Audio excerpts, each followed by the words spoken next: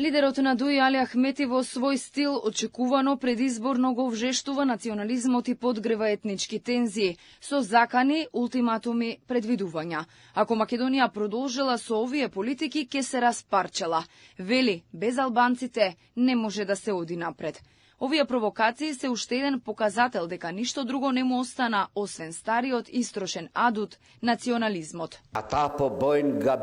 Денес поголем патриотизам е да ги приближуваш народите, како не земаат примерот с погодбата меѓу Франција и Германија. И сега сета кампања ја прави Македонија повторно твоја, а чија, ако влегуваме така да ја распрчиме, ќе се распрчи кутрата.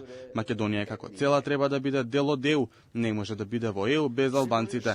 Не се оди вака напред со патриоти на батерии. На собирот во Тетово Ахмети пред гласачите повторно се представувал како месија, спасител на етничките албанци во Македонија кои обединети ќе ги бранеле еднаквоста и европската иднина на земјава. Нивното единство, вели, било гаранција дека никој не можел да ги запре.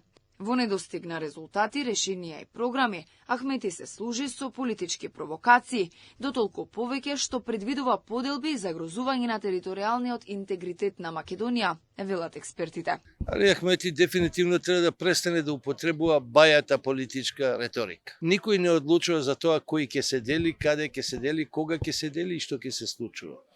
Тоа ќе го прави геополитиката, затоа што во геополитиката сме сведоци дека се што се случува веќе има сериозни консеквенции по територијалните, мировните и било каквите процеси на Балканот и во светот и секаде. Ова не е прв пат Ахмети да се служи со провокации, посебно пред избори. Па така лани пред парламентарните и председателските избори. На своите митинзи постојано испраќаше националистички тонови. Се служеше со констатации од типот УЧК ја спаси Македонија, без неа немаше да постои. Или кога му се обраќаше на Мицкоски со зборовите не си ја баре бељата, ти си растен со гурабии и бисквити.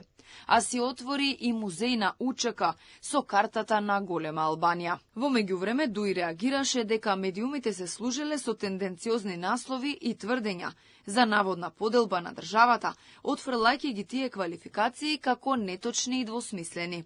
Во изјавата било потенцирано дека целта е Македонија да стане дел од ЕУ, без притоа воопшто да се спомене поделба.